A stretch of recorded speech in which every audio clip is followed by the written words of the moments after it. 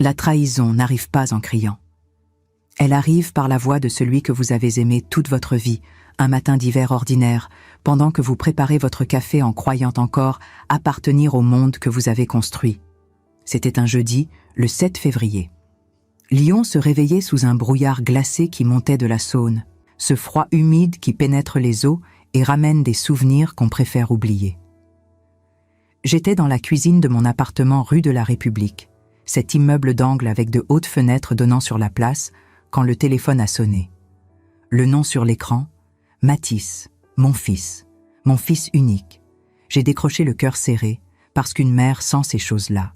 Une mère sait toujours quand quelque chose ne va pas, même avant d'entendre le premier mot. La voix de Mathis était étrange, trop contrôlée, comme quelqu'un qui a répété ce qu'il allait dire. Il est allé droit au but, sans détour, sans préparation. Il m'a dit qu'il se mariait le lendemain dans une cérémonie à Versailles, au château de la Colle-Noire, un endroit qui coûte une fortune à louer. Il m'a dit qu'il avait retiré l'argent de mes comptes parce qu'il devait payer le mariage, la lune de miel, les préparatifs. Il m'a dit qu'il avait vendu mon appartement parce que Clémence trouvait que c'était un mauvais investissement et que l'argent serait mieux utilisé pour acheter une maison à leur nom à Neuilly-sur-Seine. Et puis, avec la même voix calme de quelqu'un qui commente la météo, il m'a dit que je ne pouvais pas venir au mariage.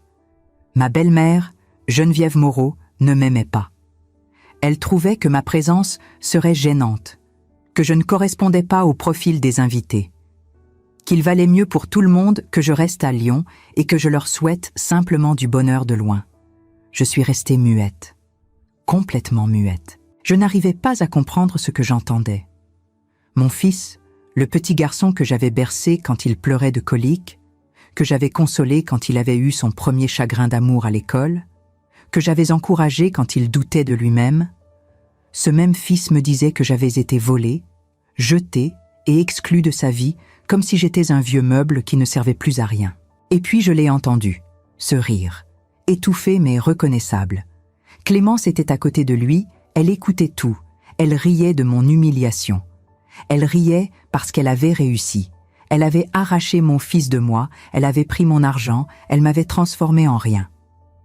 Mathis m'a demandé si j'allais bien, si j'avais tout compris. J'ai répondu que oui, avec un calme dont je ne savais même pas d'où il venait. J'ai dit que je comprenais parfaitement, que je leur souhaitais beaucoup de bonheur à lui et à Clémence, que j'espérais qu'ils seraient très heureux ensemble.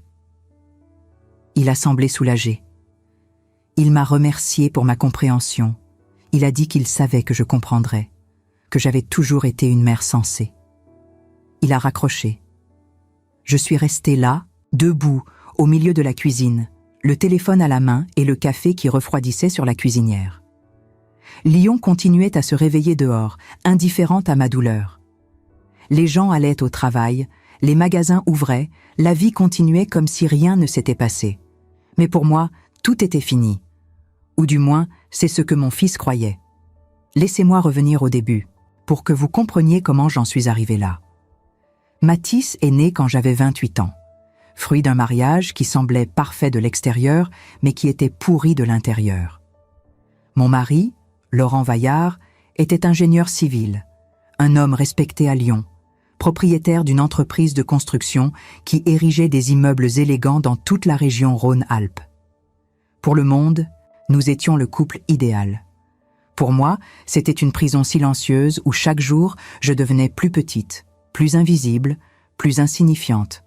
Laurent contrôlait tout, l'argent, les décisions, même les vêtements que je portais. Il disait qu'il faisait ça parce qu'il m'aimait, parce qu'il voulait me protéger. Mais la protection qui étouffe n'est pas de l'amour, c'est du contrôle. Quand Mathis est né, j'ai pensé que tout changerait. J'ai pensé que j'aurais enfin quelqu'un qui me regarderait avec une vraie admiration. Quelqu'un qui dépendrait de moi non pas comme d'une propriété, mais comme d'un refuge. Et pendant des années, c'était exactement comme ça. Mathis était mon monde. Je l'emmenais à l'école tous les matins. Je l'attendais à la porte quand il sortait. Je l'aidais avec ses devoirs. Je préparais ses plats préférés. J'écoutais ses histoires sur ses amis et ses professeurs. Pendant que Laurent construisait des immeubles, moi, je construisais un fils. Ou du moins, c'est ce que je croyais faire. Laurent est mort quand Mathis avait 17 ans. crise cardiaque foudroyante sur un chantier à Grenoble. D'un coup, je me suis retrouvée veuve, responsable d'un adolescent rebelle et d'une entreprise que je n'avais aucune idée de comment gérer. C'est là que j'ai découvert que mon mari avait tout très bien organisé, non pas par générosité, mais par méfiance.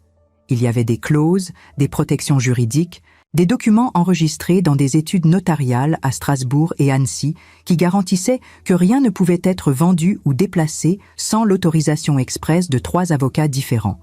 Laurent pensait que j'étais trop incompétente pour m'occuper seule du patrimoine. Ironiquement, cette méfiance allait devenir mon salut des décennies plus tard. J'ai vendu l'entreprise de construction pour un montant juste et j'ai investi l'argent de façon conservatrice en suivant les conseils d'un avocat de confiance que Laurent avait. J'ai acheté l'appartement rue de la République, j'ai mis Mathis dans une bonne école privée et je me suis consacrée à être la meilleure mère possible. Il est entré à l'université, il a obtenu son diplôme en gestion, il a commencé à travailler dans une entreprise de conseil à Paris. J'étais fière de chacune de ses réussites, de chaque promotion, de chaque fois qu'il m'appelait pour me parler des projets importants qu'il gérait. Je pensais avoir tout fait correctement. Je pensais que mon fils était l'homme intègre que j'avais élevé. Et puis, il y a 2 ans, il m'a présenté Clémence. Elle est apparue un dimanche d'automne, quand Mathis est venu me rendre visite à Lyon. Elle portait un manteau Chanel blanc, un sac Hermès, des chaussures qui coûtaient probablement plus cher que ma facture d'électricité annuelle. Des cheveux blonds parfaitement coiffés, un maquillage impeccable, ce genre de beauté construite dans des salons chers du 6e arrondissement. Elle m'a salué avec 2 bises froides, a regardé autour de mon appartement avec un sourire qui n'atteignait pas ses yeux et a commenté, d'une voix trop douce pour être sincère, que l'endroit avait un charme vintage intéressant. Vintage. Comme si ma vie était une pièce d'antiquaire. Mathis était transformé en sa présence. Il riait à des blagues qui n'étaient pas drôles. Il était d'accord avec des opinions absurdes. Il se pliait pour satisfaire chacun de ses caprices. Pendant le déjeuner, Clémence a parlé sans arrêt de sa famille, les Moreau, qui avaient des entreprises d'importation, des propriétés à Cannes, des connexions politiques importantes. Elle a dit que sa mère, Geneviève Moreau, était une femme de vision, qui savait ce qui était le mieux pour la famille et qui ne tolérait pas les gens qui n'étaient pas à la hauteur du nom Moreau. Elle m'a regardé quand elle a dit ça et j'ai parfaitement compris le message. Je n'étais pas à la hauteur. J'étais le passé provincial que Mathis devait laisser derrière lui s'il voulait appartenir au monde des Moreau. Dans les mois qui ont suivi, les appels de Mathis sont devenus plus rares. Quand il appelait, il parlait vite, toujours pressé, toujours avec Clémence en arrière-plan disant qu'ils avaient un rendez-vous, un dîner, une réunion. Il a arrêté de venir me voir. Il a arrêté de me demander comment j'allais. Il a arrêté d'être mon fils et est devenu le fiancé de Clémence Moreau, un accessoire bien éduqué dans son monde de luxe et d'apparence. Et puis est venu cet appel. Jeudi, 7 heures du matin. Je préparais mon café quand le téléphone a sonné. J'ai vu son nom sur l'écran et j'ai décroché immédiatement, avec cette attente stupide de mère qui croit encore que son fils appelle parce qu'il a de la nostalgie. Sa voix était différente, ferme, trop adulte, trop froide. Je suis restée là, debout dans la cuisine, le téléphone à la main et le café qui refroidissait sur la cuisinière. Lyon continuait à se réveiller dehors, indifférente à ma douleur. Les gens allaient au travail, les magasins ouvraient, la vie continuait comme si rien ne s'était passé. Mais pour moi, tout était fini. Ou du moins, c'est ce que mon fils croyait. Parce que Mathis ne savait pas une chose. Il ne savait pas que ces clauses que Laurent avait créées étaient toujours actives. Il ne savait pas que pour vendre l'appartement ou retirer l'argent des comptes principaux, il fallait la signature de 3 avocats et mon autorisation express, reconnue par un notaire. Il ne savait pas que l'appartement qu'il croyait avoir vendu était toujours à mon nom, protégé par des documents qu'il n'avait jamais vus. Il ne savait pas que l'argent qu'il croyait avoir volé était dans des comptes qui exigeaient des authentifications biométriques et des mots de passe que seul je connaissais. Mathis avait vendu une illusion. Il avait volé un fantôme. Et demain, quand il serait devant 300 invités au château de la Colle Noire, entouré de la famille Moreau et de Clémence, dans sa robe de mariée très chère, il découvrirait que sous-estimer sa vieille mère provinciale avait été la plus grande erreur de sa vie. J'ai bu mon café lentement, en regardant le brouillard se dissiper sur la Saône. J'avais toute une journée devant moi, une journée pour préparer la leçon que mon fils n'oublierait jamais, parce qu'il y a des choses qu'une mère pardonne. Mais la trahison n'en fait pas partie. Si vous aussi, vous avez déjà senti que vous avez été jeté par ceux que vous aimiez le plus, que votre histoire a été effacée comme si elle n'avait jamais compté, laissez un like sur cette vidéo et dites-moi dans les commentaires d'où vous regardez. Votre présence ici compte déjà beaucoup pour moi, parce que je sais que vous comprenez exactement ce que je ressens. Le lendemain matin, je me suis réveillée avec une clarté d'esprit que je n'avais pas ressentie depuis des années. Lyon était encore plongé dans la brume hivernale, mais à l'intérieur de mon appartement, tout était lumineux, net, précis. J'avais passé la nuit précédente au téléphone avec Maître Rousseau, l'avocat qui avait géré les affaires de Laurent et qui, par loyauté envers mon défunt mari, avait continué à veiller sur mes intérêts juridiques au fil des décennies. Cet homme de 70 ans, avec sa voix posée et son expérience inébranlable, avait écouté mon histoire sans m'interrompre une seule fois. Quand j'eus terminé, il y eut un long silence. Puis il dit simplement que justice serait faite, que les documents étaient en ordre et que Mathis allait apprendre une leçon qu'il n'oublierait jamais. Je me suis habillée avec soin ce matin-là. Pas pour impressionner, mais pour me sentir forte. Une robe bleu marine que j'avais achetée des années auparavant pour un mariage à Strasbourg, des chaussures confortables mais élégantes, un foulard en soie que ma mère m'avait offert avant de mourir. Je me suis regardée dans le miroir et j'ai vu une femme que j'avais oubliée.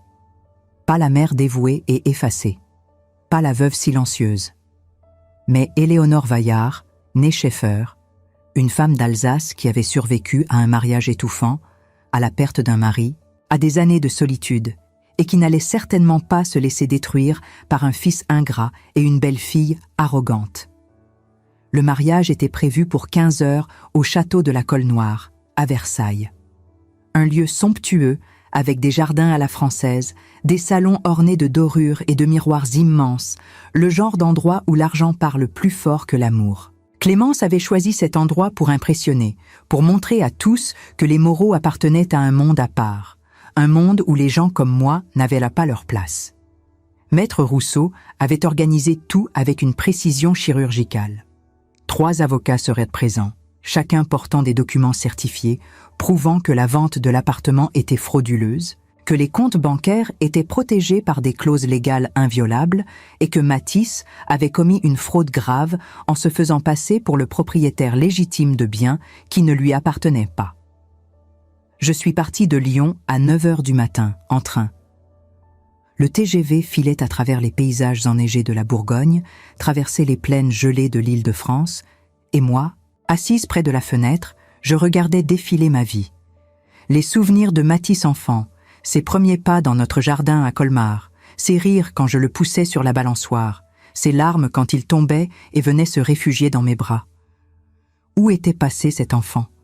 Quand exactement avait-il cessé de m'aimer pour commencer à me mépriser? Était-ce quand il était parti à Paris? Était-ce quand il avait rencontré Clémence?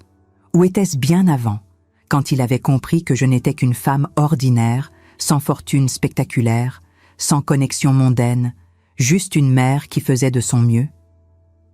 Arrivé à Paris, j'ai pris un taxi jusqu'à Versailles.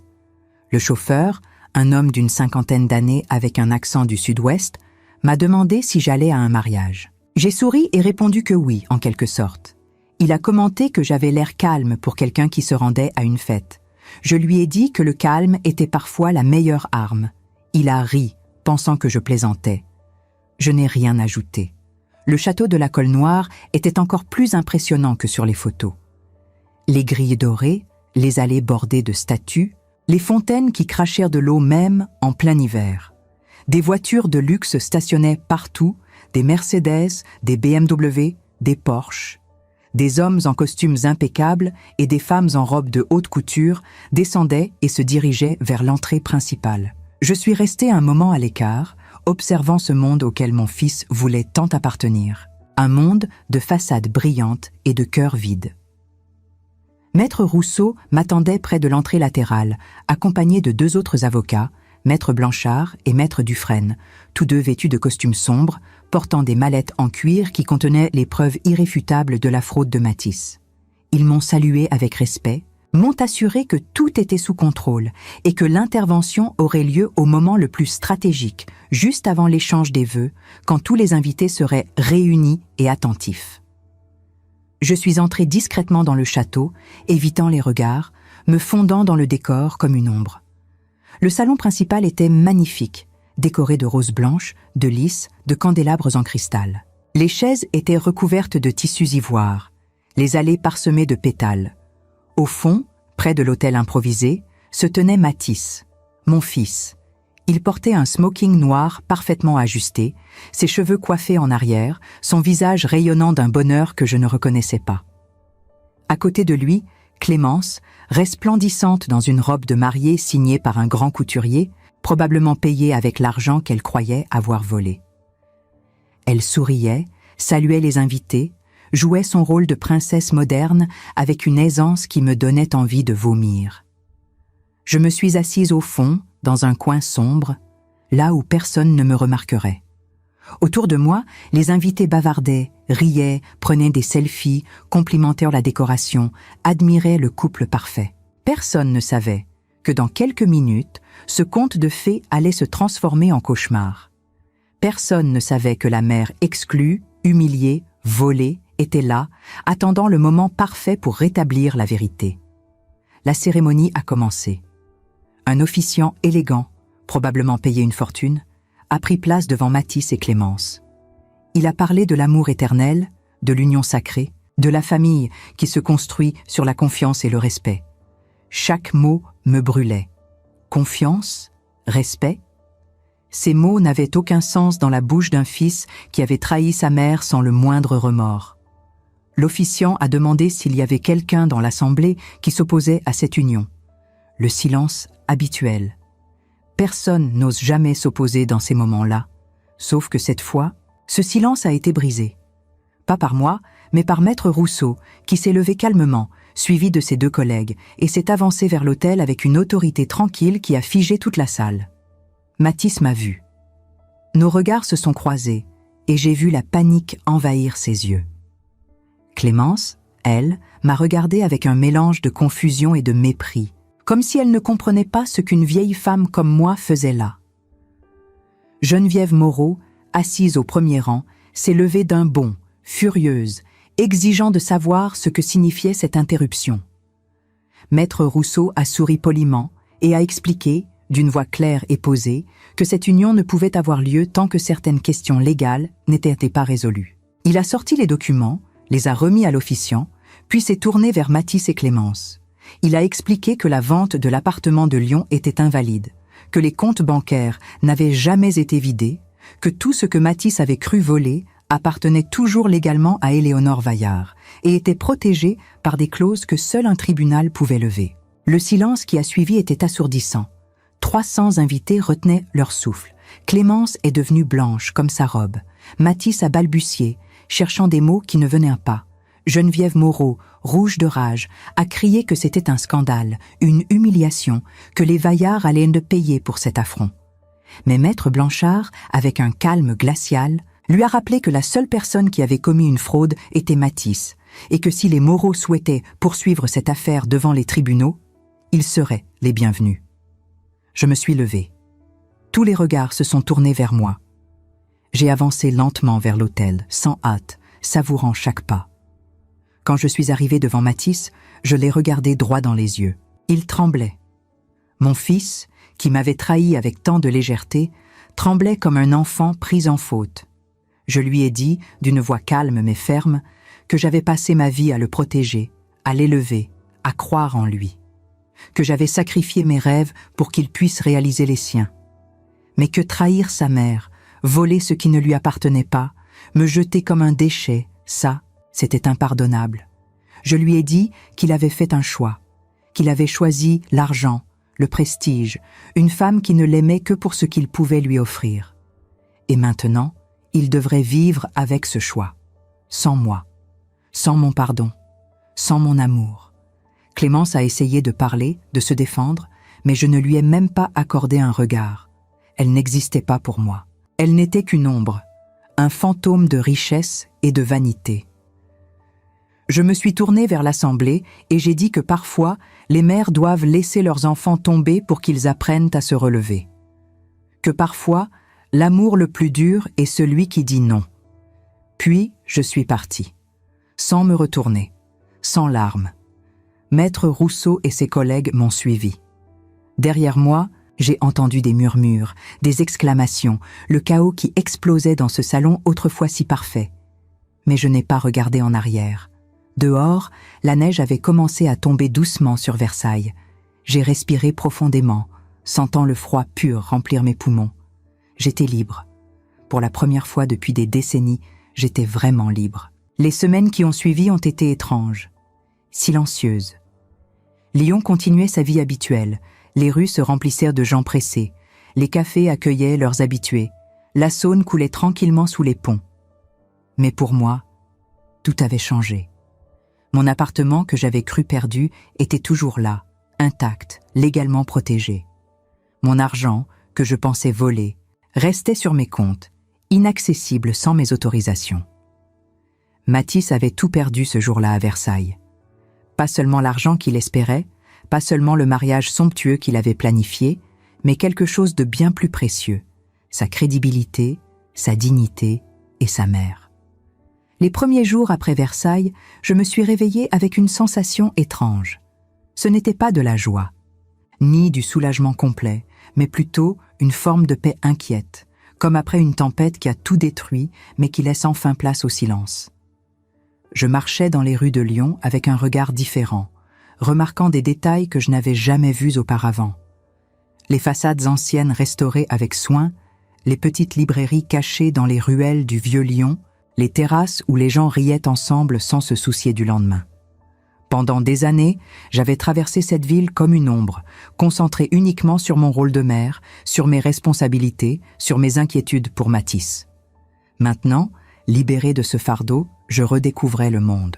Maître Rousseau m'a tenu informé des conséquences juridiques avec une régularité presque paternelle. Il m'appelait tous les vendredis après-midi, me racontant les développements avec une voix calme qui ne trahissait aucune émotion, mais je sentais qu'il était satisfait de voir la justice suivre son cours. Mathis avait essayé de plaider l'ignorance, prétendant qu'il ne savait pas que les biens étaient du protégé, que Clémence l'avait influencé, qu'il regrettait profondément. Mais les preuves étaient accablantes.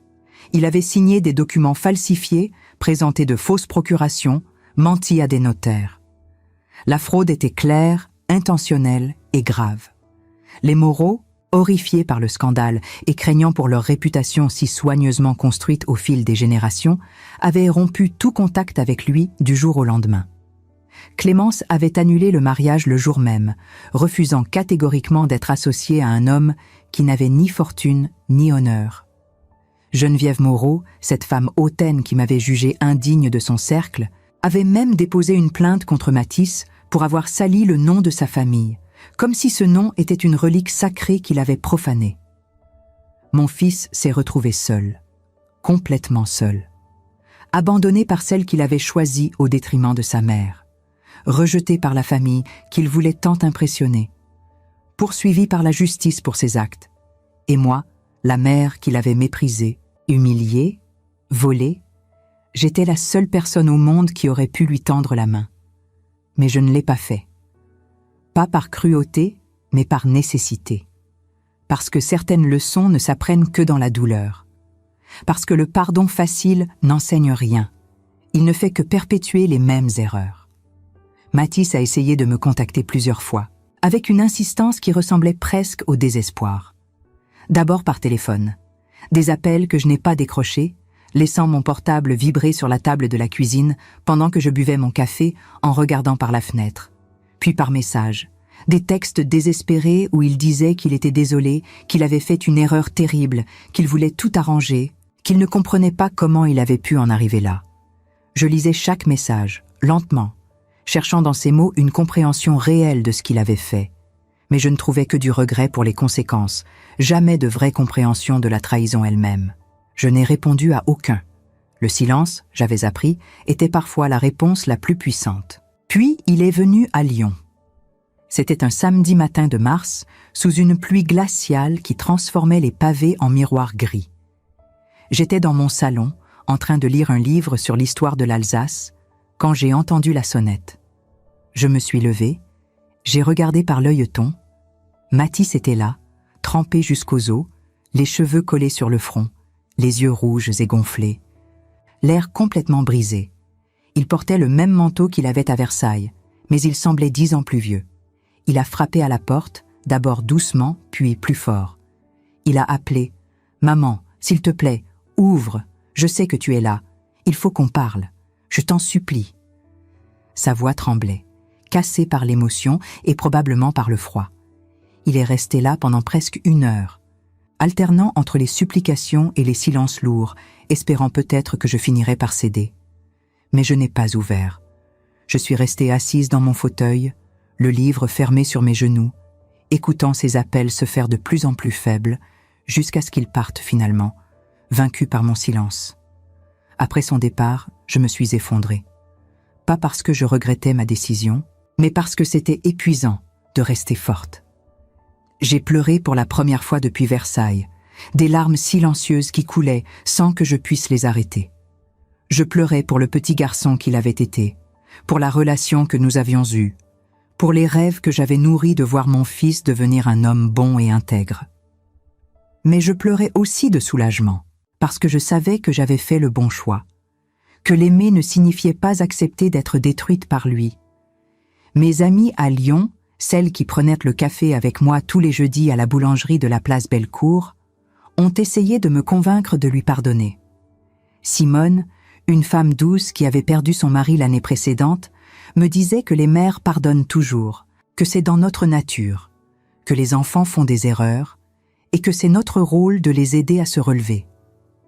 Marguerite, plus âgée et plus sévère, ajoutait que la famille est sacrée, que le sang ne ment jamais, qu'un fils reste un fils, même quand il a mal agi. Elle parlait avec la meilleure intention du monde, mais aucune d'entre elles n'avait été volée par son propre fils. Aucune n'avait été exclue du mariage de son enfant parce qu'elle n'était pas assez bien pour la belle famille. Aucune ne comprenait vraiment ce que j'avais ressenti ce matin-là, quand Mathis m'avait appelé pour m'annoncer ma propre destruction avec une voix joyeuse, presque légère. Je leur ai expliqué calmement que le pardon sans changement réel n'est pas du pardon, c'est de la complaisance. Que si je pardonnais trop facilement, Mathis n'apprendrait rien. Qu'il recommencerait, peut-être pas avec moi, mais avec quelqu'un d'autre. Que mon rôle n'était pas de le sauver de ses erreurs, mais de lui permettre d'en comprendre la gravité. Elles ont hoché la tête, mais je voyais dans leurs yeux qu'elles ne comprenaient pas vraiment. Pour elles, une mère qui refuse de pardonner est une mère qui a échoué. Mais moi, je savais que c'était exactement le contraire. Un jour d'avril, j'ai reçu une lettre, pas de Mathis, mais de Clémence. Une lettre manuscrite, sur un papier luxueux avec un en-tête gravé en relief, probablement choisi dans une papeterie hors de prix du Marais. Son écriture était élégante et froide, chaque lettre formée avec une perfection qui trahissait des années d'éducation dans des écoles privées prestigieuses. Elle commençait par s'excuser, disant qu'elle n'avait jamais voulu que les choses se passent ainsi, que c'était sa mère, Geneviève, qui l'avait poussée à être dure avec moi, qui lui avait mis dans la tête que j'étais un obstacle à leur bonheur. Elle prétendait que Mathis l'avait convaincue que j'étais d'accord avec tout, que j'avais donné mon consentement pour la vente de l'appartement et le retrait de l'argent. Des mensonges, des justifications pathétiques qui ne tenaient pas debout. Elle terminait en disant qu'elle espérait que je pourrais un jour pardonner, que malgré tout, elle respectait ma force et ma dignité, qu'elle comprenait maintenant qu'elle avait jugé trop vite une femme qu'elle ne connaissait pas vraiment.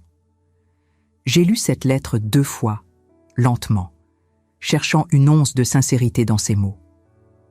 Mais tout sonnait faux, calculé, comme un exercice de réhabilitation d'image. Clémence ne regrettait pas ce qu'elle avait fait. Elle regrettait d'avoir été démasquée. Je suis allée dans mon salon, j'ai allumé un feu dans la cheminée et j'ai brûlé cette lettre, regardant les mots disparaître dans les flammes, les belles phrases se transformer en cendres.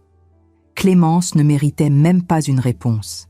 Elle avait montré qui elle était vraiment, et aucune lettre élégante ne pourrait effacer ça. 3 mois après le scandale de Versailles, au début de l'été, j'ai reçu une visite inattendue. Maître Rousseau s'est présenté à mon appartement un mardi après-midi, portant un dossier épais sous le bras et une expression grave sur le visage.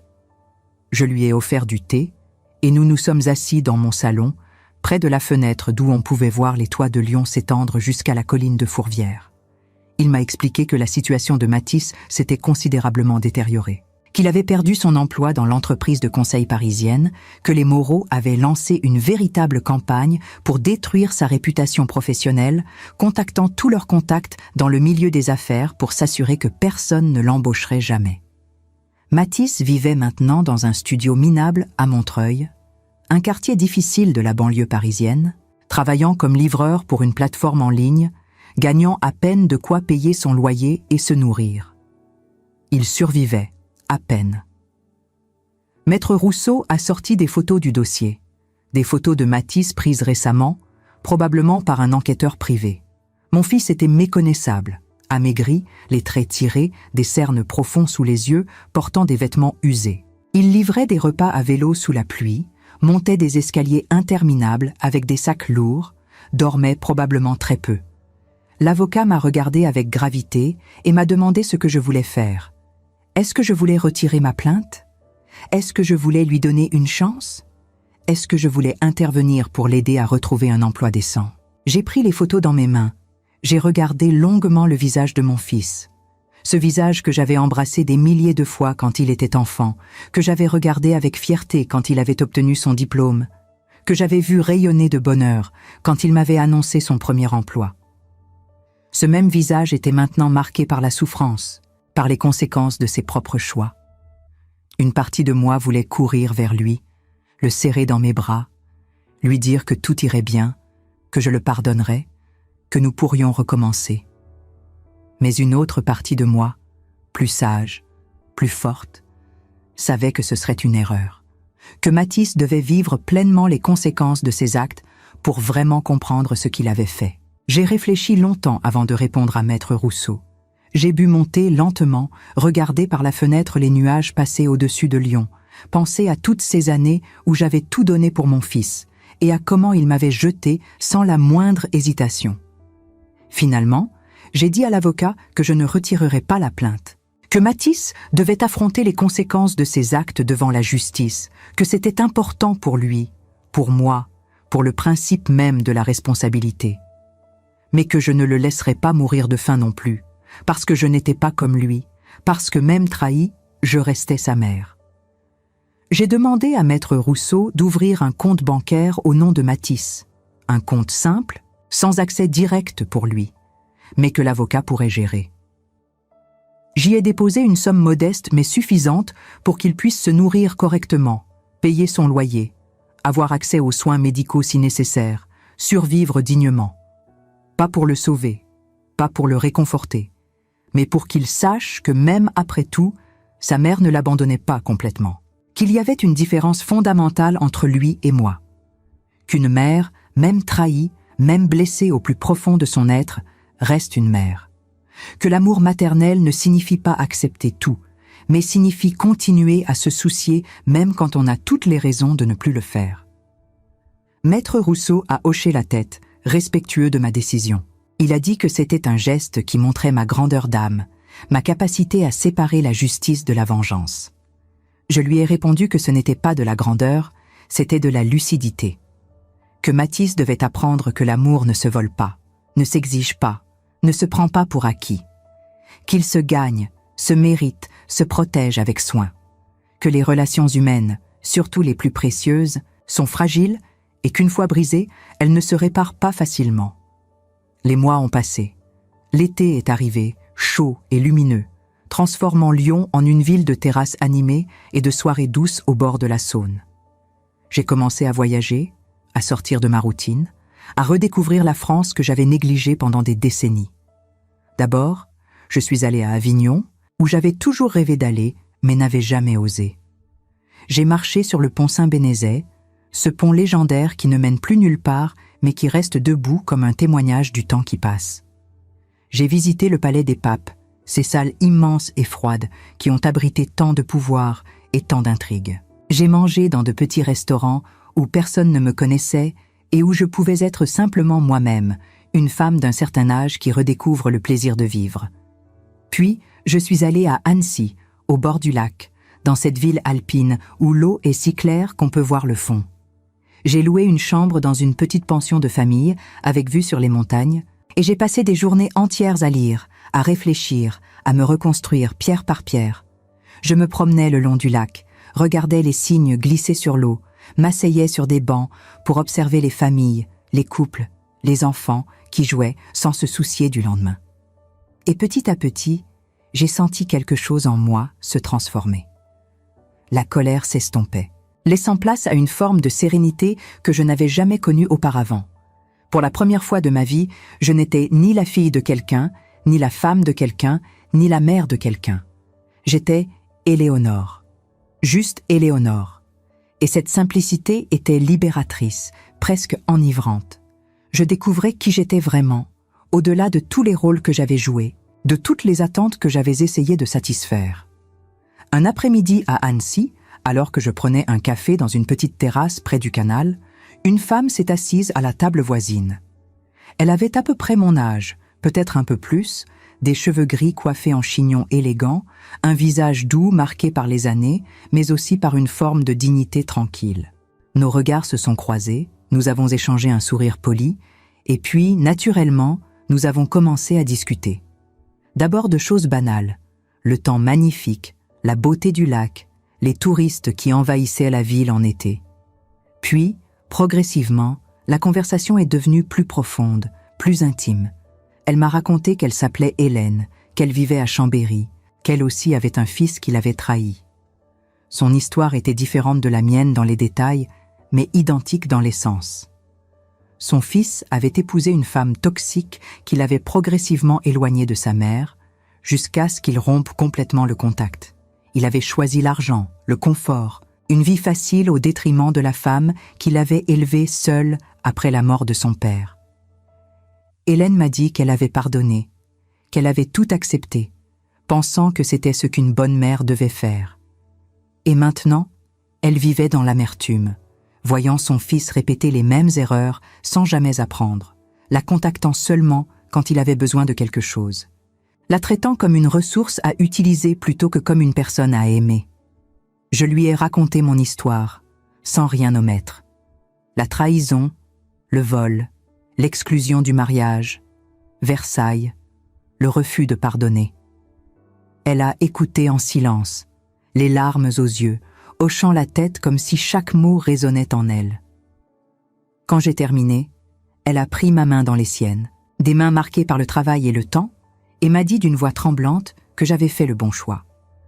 Que parfois, aimer quelqu'un signifie le laisser tomber pour qu'il apprenne à voler de ses propres ailes. Que le pardon facile ne répare rien, qu'il ne fait qu'encourager la répétition des mêmes comportements destructeurs. Nous avons parlé pendant des heures, jusqu'à ce que le soleil commence à descendre derrière les montagnes et que l'air devienne plus frais. Nous avons partagé nos douleurs, nos doutes, nos espoirs. Et pour la première fois depuis longtemps, je ne me suis pas sentie seule. Je me suis sentie comprise, validée, forte. Hélène m'a donné son numéro de téléphone, m'a fait promettre de garder contact. Nous nous sommes revus plusieurs fois après ça, et elle est devenue une amie précieuse, quelqu'un qui comprenait vraiment ce que j'avais traversé. En rentrant à Lyon ce soir-là, alors que le train filait à travers les paysages alpins baignés par la lumière dorée du couchant, j'ai reçu un message de Mathis. Court, simple, différent de tous les autres.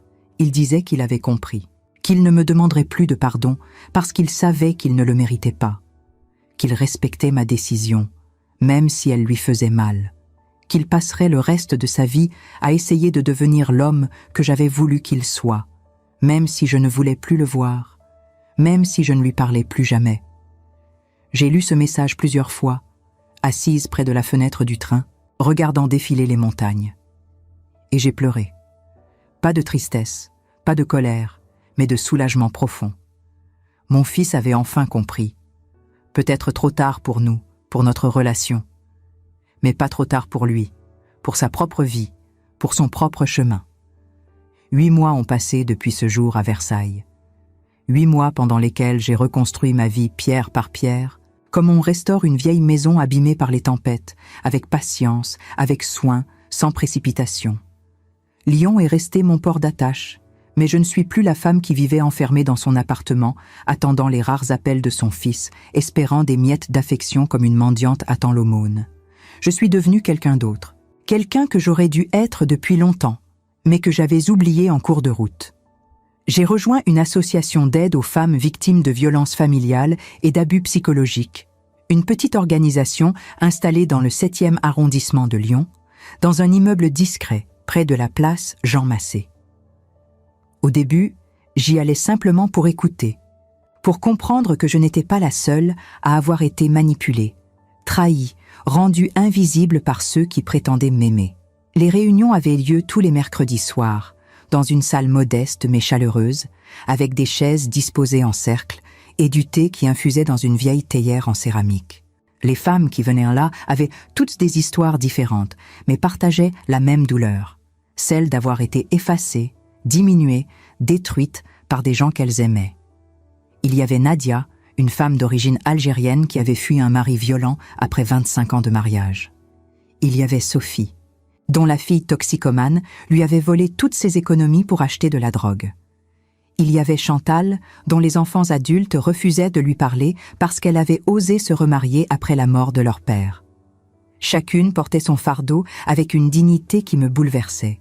Et petit à petit, en les écoutant, j'ai commencé à parler aussi, à partager mon histoire, à dire à voix haute ce que j'avais gardé enfoui au fond de moi. La première fois que j'ai raconté mon histoire complète au groupe, j'ai pleuré du début à la fin.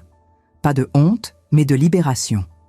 Dire les mots à voix haute, devant des femmes qui comprenaient vraiment, qui ne me jugeaient pas, qui ne me disaient pas que je devrais pardonner parce que c'est ce que font les bonnes mères. C'était comme enlever un poids écrasant de ma poitrine.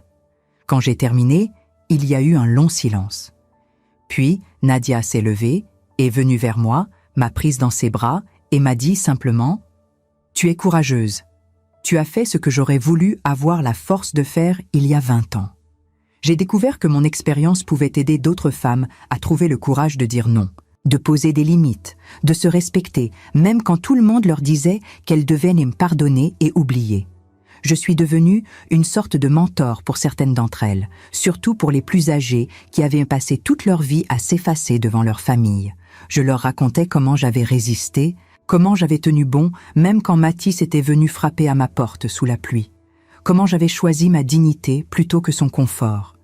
Et je voyais dans leurs yeux quelque chose s'allumer, une étincelle d'espoir, la compréhension qu'elles aussi méritaient le respect. L'association organisait aussi des ateliers de développement personnel, de gestion financière, de droit juridique. J'y ai appris des choses que j'aurais dû savoir depuis longtemps. Comment protéger légalement ses biens? Comment reconnaître les signes de manipulation psychologique? Comment établir des limites saines dans les relations familiales? Ces connaissances m'ont rendue plus forte, plus consciente, plus capable de me défendre. Mathis a tenu parole. Il ne m'a plus contacté directement après ce dernier message qu'il m'avait envoyé depuis le train. Mais j'ai appris, par Maître Rousseau qui continuait à me tenir informée avec une régularité bienveillante, qu'il avait radicalement changé de vie. Qu'il avait quitté Paris, cette ville qu'il avait transformée en quelqu'un que je ne reconnaissais plus, et qu'il s'était installé à Chambéry, au pied des Alpes. Il travaillait maintenant comme apprenti menuisier dans un petit atelier familial, fabriquant des meubles de ses mains, gagnant modestement sa vie, vivant simplement dans un studio près du lac du Bourget. L'avocat m'a raconté que Mathis se levait tous les matins à 6 heures, prenait son vélo pour aller à l'atelier, travaillait avec acharnement jusqu'au soir, apprenant un métier manuel qui n'avait rien à voir avec son diplôme en gestion d'entreprise. Il avait rompu tout contact avec Clémence et les Moreau, effaçant complètement cette période de sa vie comme on arrache une page pourrie d'un livre. Il suivait une thérapie avec un psychologue à Aix-les-Bains, 2 fois par semaine, pour comprendre comment il en était arrivé là, comment il avait pu trahir la personne qu'il aimait le plus au monde, comment il avait pu échanger l'amour sincère de sa mère contre l'illusion de richesse et de statut social. Cette transformation ne m'a pas émue au point de courir vers lui, de lui ouvrir mes bras, de lui dire que tout était pardonné, mais elle m'a donné de l'espoir. Pas pour nous, pas pour notre relation qui était peut-être brisée à jamais, mais pour lui, pour sa propre vie, pour son propre chemin. Parce qu'un homme qui reconnaît ses erreurs sans chercher d'excuses, qui accepte la douleur de ses conséquences sans se victimiser, qui travaille sincèrement à devenir meilleur, cet homme-là mérite une seconde chance. Peut-être pas avec moi, mais avec la vie, avec lui-même, avec son propre avenir. Un jour de mai, alors que les cerisiers fleurissaient le long des quais du Rhône et que Lyon se parait de ses plus belles couleurs printanières, j'ai reçu un colis. Il était arrivé par transporteur spécialisé, soigneusement emballé dans du papier kraft épais, avec des coins renforcés et une étiquette fragile apposée sur chaque face. Pas de nom d'expéditeur, mais j'ai reconnu l'écriture sur l'étiquette.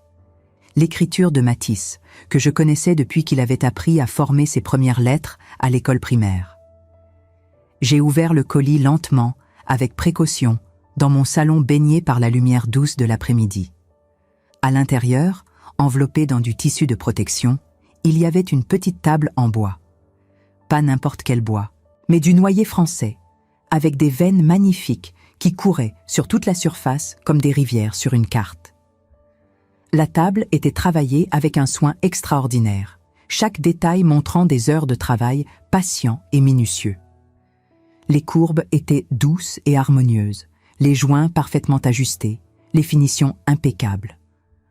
On voyait qu'elle avait été fabriquée avec amour, avec respect, avec cette attention aux détails que seuls les vrais artisans possèdent. C'était une œuvre d'art, humble mais magnifique, et glissée sous un pied, maintenue par un petit morceau de ruban, une note manuscrite sur du papier simple. Je l'ai dépliée avec des mains tremblantes. « Maman, je ne demande pas ton pardon. Je ne le mérite pas et je le sais. Mais je voulais que tu saches que chaque meuble que je fabrique maintenant, je le fais en pensant à toi. En pensant à tout ce que tu as construit pour moi quand j'étais enfant, à toutes les heures que tu as passées à m'élever, à m'enseigner, à croire en moi-même quand je ne croyais pas en moi-même. Je ne peux pas réparer ce que j'ai cassé. Je ne peux pas effacer la douleur que je t'ai causée. Mais je peux essayer de construire quelque chose de beau avec ce qu'il me reste, avec la personne que je suis en train de devenir. Merci de m'avoir appris que l'amour véritable dit la vérité, même quand elle fait mal. Merci de ne pas avoir cédé quand j'ai frappé à ta porte sous la pluie. Si tu l'avais fait, je n'aurais jamais vraiment changé. Matisse. J'ai lu cette note plusieurs fois, assise sur mon canapé, les larmes coulant silencieusement sur mes joues. Ce n'était pas une demande de pardon. Ce n'était pas une tentative de manipulation. C'était une reconnaissance pure et simple de ce qu'il avait fait et une acceptation des conséquences. Pour la première fois depuis cette terrible journée de février, j'ai senti que mon fils commençait vraiment à comprendre. J'ai posé cette table près de ma fenêtre, celle qui donne sur la Saône et qui capte la lumière du matin. Chaque jour, en prenant mon café, je la regarde. Et je me souviens. Pas de la trahison, même si elle fait toujours partie de mon histoire. Pas de la douleur, même si elle a laissé des cicatrices que je porterai toujours. Mais de la leçon. Que parfois, laisser quelqu'un tomber est la plus grande preuve d'amour qu'on puisse donner. Que le pardon immédiat n'efface pas les conséquences et n'enseigne rien. Que la dignité se gagne en disant non quand tout le monde attend qu'on dise oui. Les femmes de mon association me demandent souvent, lors de nos réunions du mercredi soir, si j'ai pardonné à Matisse. Si je compte un jour le revoir, lui parler, reconstruire quelque chose avec lui. Je leur réponds toujours la même chose, avec honnêteté, je ne sais pas. Peut-être un jour, quand assez de temps aura passé, quand je sentirai que ce serait juste et sain pour nous deux. Peut-être jamais, si je réalise que certaines blessures sont trop profondes pour guérir complètement. Mais ce qui est sûr, c'est que je ne regrette rien. Absolument rien. Parce que si j'avais pardonné facilement, si j'avais ouvert ma porte ce jour-là sous la pluie glaciale de mars, si j'avais accepté ses excuses sans qu'il change vraiment et profondément, je lui aurais donné la permission tacite de recommencer. De me trahir encore, peut-être d'une autre manière, de croire qu'une mère pardonne toujours, quoi qu'il arrive, sans condition, sans limite. Et je ne suis pas ce genre de mère. Je suis celle qui aime assez fort pour dire « tu as gravement mal agi, tu dois assumer pleinement les conséquences, et je ne te sauverai pas de toi-même parce que ce serait te voler la possibilité de grandir vraiment. » Aujourd'hui, alors que j'écris ces mots dans mon appartement de Lyon, assise à ma table près de la fenêtre, avec le soleil de fin d'après-midi qui éclaire les pierres anciennes de la rue de la République et fait danser des reflets dorés sur la Saône, je me sens en paix. Pas une paix facile, pas cette sérénité superficielle qu'on obtient en évitant les conflits ou en fermant les yeux sur les injustices. Mais une paix gagnée, construite sur la vérité, sur le respect de soi, sur le refus absolu d'être une victime passive de ma propre histoire. Mon histoire n'est pas unique. Je le sais maintenant, après avoir entendu tant de récits similaires dans mon association. Partout en France, partout dans le monde, il y a des mères trahies par leurs enfants, des femmes utilisées, volées, jetées par ceux qu'elles ont élevées avec amour et sacrifice. On leur dit de pardonner au nom de l'amour familial sacré. On leur dit que c'est leur devoir de mère, que les enfants passent avant tout, que le sang est plus fort que tout. Mais moi, je dis non. Je dis non parce que l'amour sans respect n'est pas de l'amour, c'est de l'exploitation déguisée en affection. Parce que le pardon sans changement réel n'est pas du pardon. C'est de la complaisance qui permet aux abus de continuer. Si vous êtes une mère qui a été trahie, volée, humiliée par votre enfant, écoutez-moi bien, écoutez chaque mot que je vous dis. Vous n'êtes pas obligé de pardonner. Vous n'êtes pas obligé d'oublier comme si rien ne s'était passé. Vous avez le droit absolu de poser des limites claires et fermes. Vous avez le droit de dire que ce qui a été fait est impardonnable. Ou du moins, que le pardon devra attendre, peut-être des années, peut-être pour toujours. Vous avez le droit de vous respecter vous-même, même si cela signifie perdre temporairement ou définitivement celui que vous aimez le plus au monde. J'ai appris quelque chose de fondamental dans cette épreuve. Au final, la seule personne avec qui vous passerez absolument toute votre vie, du premier souffle au dernier, c'est vous-même. Et vous méritez de vivre cette vie dans la dignité, dans le respect, dans l'amour-propre, pas dans l'humiliation silencieuse qu'on vous demande d'accepter au nom de la famille. Mathis n'est plus mon fils comme il l'était avant cette terrible journée de février. Il ne le sera probablement jamais plus. Il est devenu un homme que je respecte de loin, que je surveille avec un mélange d'espoir prudent et de distance protectrice, mais que je ne laisse plus entrer dans mon cœur sans protection, sans méfiance. La confiance qu'il a brisée ne se reconstruit pas facilement. Peut-être qu'un jour, dans des années, quand il aura vraiment prouvé par ses actes qu'il a changé, nous pourrons reconstruire quelque chose de nouveau. Une relation différente, plus adulte, plus équilibrée, basée sur le respect mutuel et non plus sur le dévouement aveugle que j'avais pour lui. Peut-être pas. Peut-être que cette rupture est définitive et qu'il devra vivre avec les conséquences de ses choix pour le reste de sa vie. Mais ce qui compte vraiment, ce qui me permet de dormir en paix la nuit et de me regarder dans le miroir chaque matin sans honte, c'est que j'ai survécu, que j'ai choisi ma dignité plutôt que son confort, que j'ai refusé d'être la victime éternelle de son égoïsme, et que je ne regrette rien, absolument rien de ce choix difficile mais nécessaire. Voilà mon histoire. Celle d'une mère qui a refusé d'être une victime résignée. Celle d'une femme qui a appris, tard dans sa vie mais pas trop tard, que dire non est parfois la plus belle preuve d'amour qu'on puisse offrir, à soi-même d'abord, et paradoxalement aussi à ceux qu'on refuse de sauver de leurs propres erreurs. Celle d'une Alsacienne têtue qui a compris que la sagesse ne vieillit pas avec le corps, elle devient simplement invisible pour ceux qui regardent le monde avec arrogance et mépris.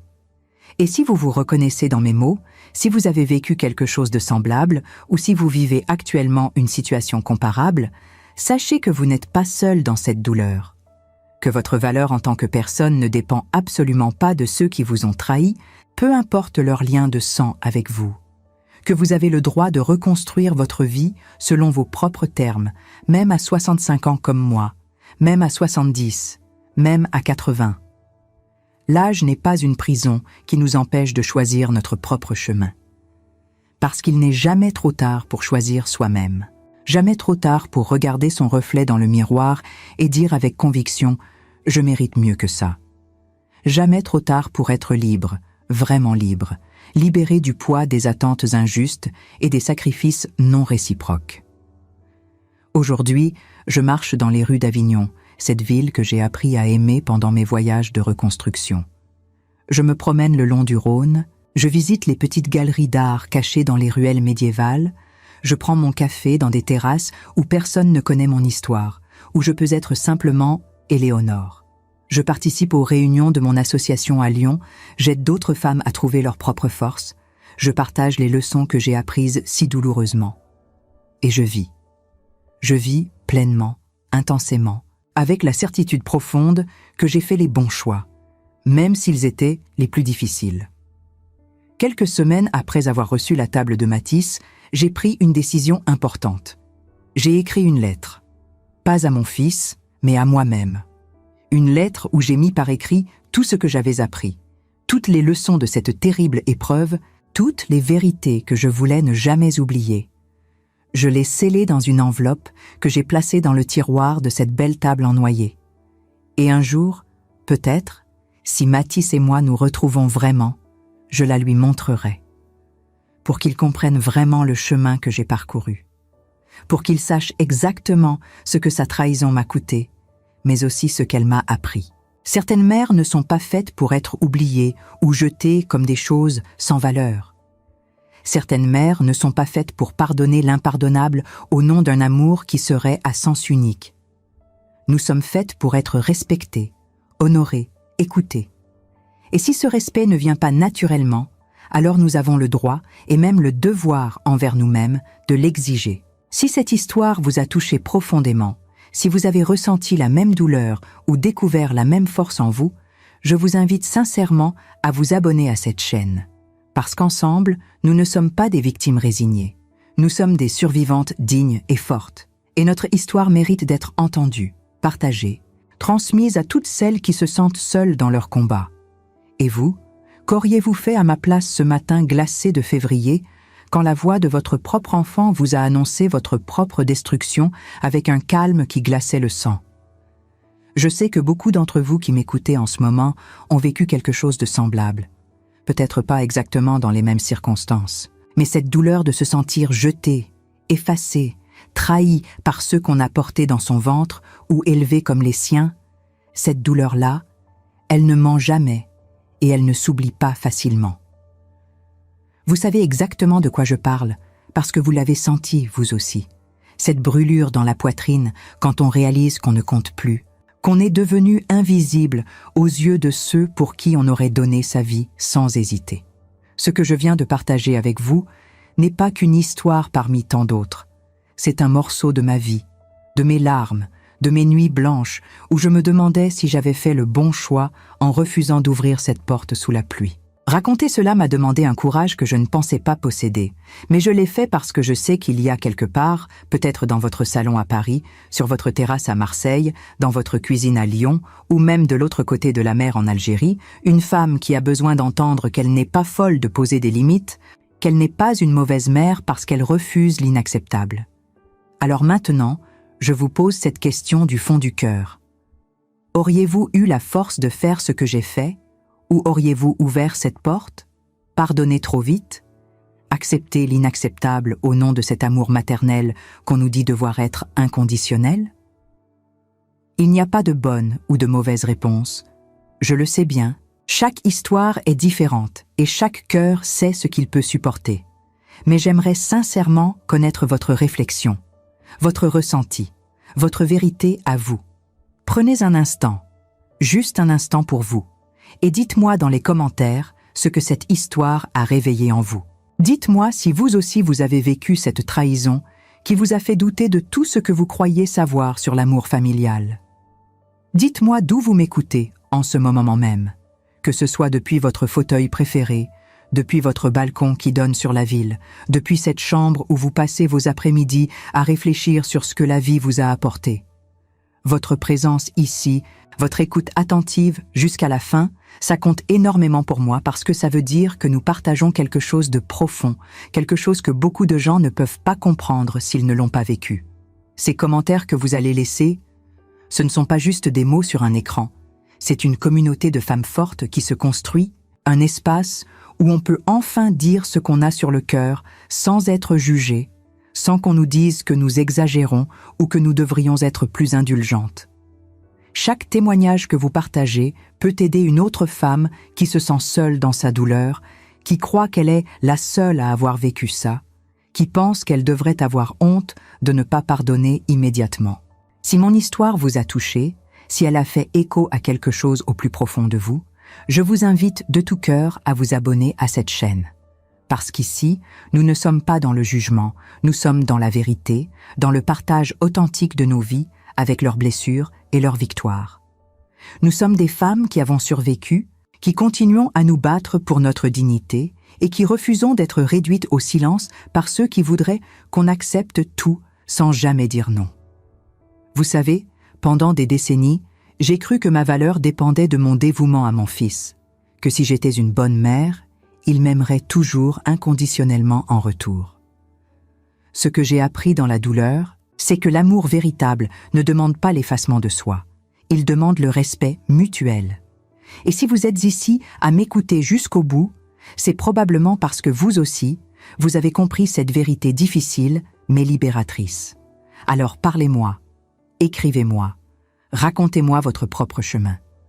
Dites-moi si vous avez trouvé la force de dire non ou si vous cherchez encore ce courage. Dites-moi d'où vous venez. Quelle ville, quel pays vous abrite pendant que vous écoutez ces mots qui résonnent peut-être comme un écho de votre propre vie. Et surtout, abonnez-vous à cette chaîne, parce qu'ensemble, nous sommes plus fortes que seules et nos histoires méritent d'être entendues, respectées et honorées comme elles le sont vraiment. Notre force ne réside pas dans notre capacité à tout pardonner sans condition, mais dans notre capacité à nous respecter nous-mêmes, assez pour exiger ce respect des autres, même de nos propres enfants. Et c'est ce message que je veux continuer à partager avec vous, encore et encore, aussi longtemps que vous voudrez bien m'écouter.